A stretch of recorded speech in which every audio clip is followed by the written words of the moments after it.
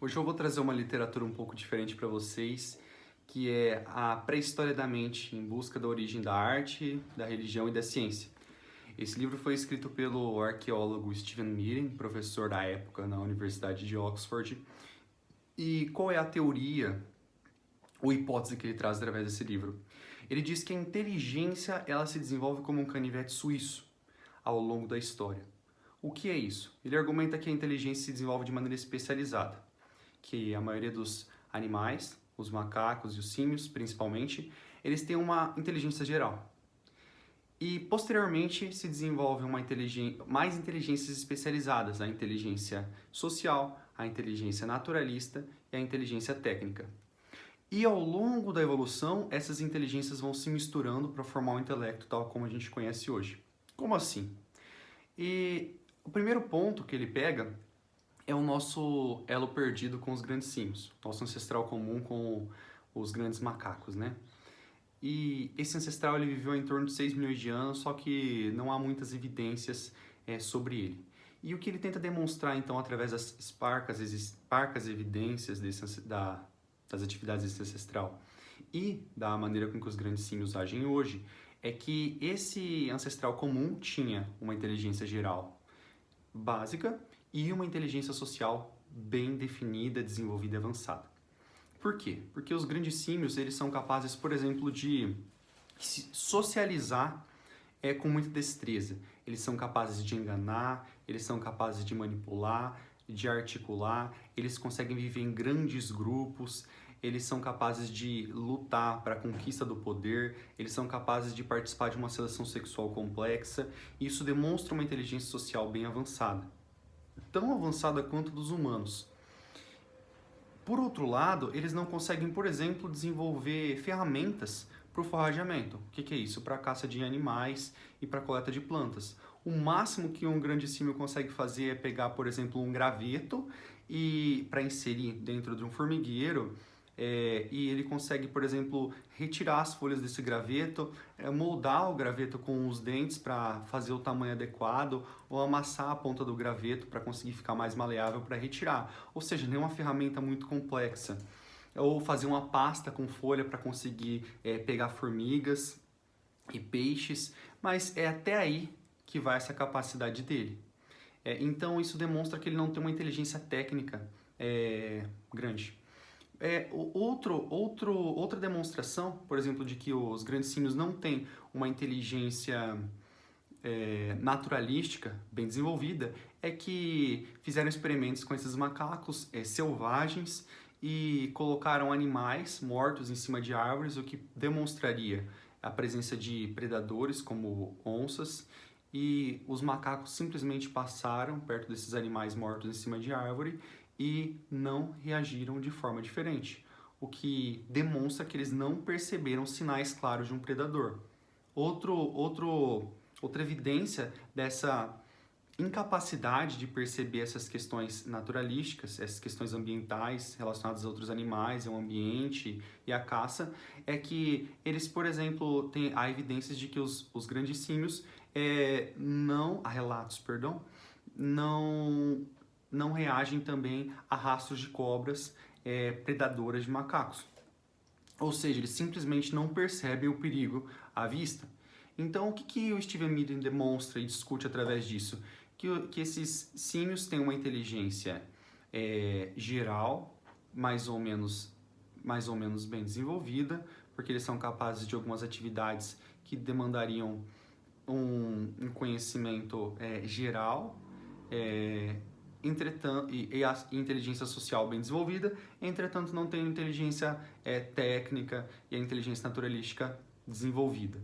Outro exemplo dessa inteligência geral e dessa inaptidão específica seria no momento em que eles coletam nozes e eles têm que abrir essas nozes. O que eles fazem? Eles utilizam de uma bigorna e uma pedra. O que é isso? Uma pedra maior que está no solo e a outra pedra para bater nessa castanha e abrir a castanha. Os macacos demoram em torno de 4 anos para aprender a abrir essas castanhas. A mãe não é capaz de ensinar a cria a abrir a castanha, ela não é capaz de gravar esse conhecimento e ensinar esse conhecimento. Ele basicamente tem que ficar aprendendo por anos através da tentativa e erro. E isso demonstra essa inaptidão para ensinar, portanto, uma inteligência geral funcionando, mas pouco desenvolvida. Esse é um dos exemplos. Daí o Steven vai para o nosso próximo ancestral. Ele vai lá para o Homo erectus ou para o Homo habilis. E daí ele começa a coletar as evidências arqueológicas que esses nossos ancestrais deixaram. Então, por exemplo, na inteligência técnica, o que eles conseguiram desenvolver e qual foi a ferramenta mais utilizada por mais de 2 milhões de anos? Foi um machado de mão, que é basicamente uma pedra lascada para ela ficar com uma parte pontiaguda, cortante, onde você conseguiria cortar a carne de um animal, cortar o tendão, abrir um osso, até mesmo bater uma caça com aquilo lá. Mas é só isso que eles desenvolveram por um período de mais de 1 milhão de anos. Então, o que isso demonstra? Que eles desenvolveram uma inteligência técnica mais avançada, entretanto, eles não foram capazes de ir além disso. Eles não foram capazes, por exemplo, de desenvolver ferramentas especializadas para caça, ou corte, ou manipulação de cada tipo de animal, ou ferramentas para coletas mais efetivas de tubérculos, plantas, frutas, etc. Então é uma inteligência que se desenvolveu um pouco mais, mas ainda assim só chegou até determinado ponto. Há uma correlação clara entre o tamanho do cérebro e o tamanho do grupo social que é suportável. Então, ele demonstra que, pelo tamanho do cérebro desses humanos arcaicos, eles conseguiam viver em grupos sociais maiores. E o que dá continuidade na visão, em conjunto com as evidências dos grandes símios, de que esses humanos arcaicos gozavam de uma inteligência social avançada, uma inteligência técnica um pouco desenvolvida e uma inteligência geral um pouco desenvolvida, mas uma inteligência naturalística pequena. E ele vai avançando nessa nossa história evolutiva, até chegar, por exemplo, ao humano moderno. E é aí que a história fica interessante. O que o humano moderno é capaz de fazer que os arcaicos não eram, ou que o nosso ancestral comum não era capaz? Ele foi capaz de ter fluidez cognitiva entre essas diferentes áreas. Então esse canivete suíço, ele começou a se misturar e a fluir, principalmente por causa da linguagem, argumenta o Miren e outros autores que ele colaciona aqui no livro. Então, o humano moderno ele é capaz, por exemplo, de pegar um chifre de marfim e utilizar esse chifre para desenvolver uma ponta de lança. Utilizar um dente de um animal para desenvolver um colar ou um pingente. E como isso é revolucionário? Porque pela primeira vez há uma associação entre a inteligência técnica, ou seja, manipular esse chifre de um animal para fazer uma ponta de lança, e a naturalística, ou seja, utilizar um produto de origem animal. E como eu argumentei, os humanos arcaicos utilizaram por mais de 1 milhão de anos apenas um machado de mão. Eles tinham disponível os chifres para fazer a ponta de lança, o que tornaria a caça muito mais eficaz, mas eles não eram capazes de perceber que isso poderia ser utilizado. Os humanos arcaicos não, eles perceberam e utilizaram. No mesmo sentido, eles utilizaram, por exemplo, dentes para fazer adornos, utilizaram pedras para fazer adornos, utilizaram contas de marfim para fazer adorno. O que é isso? São bolinhas feitas de ossos de marfim para fazer colares, cintos.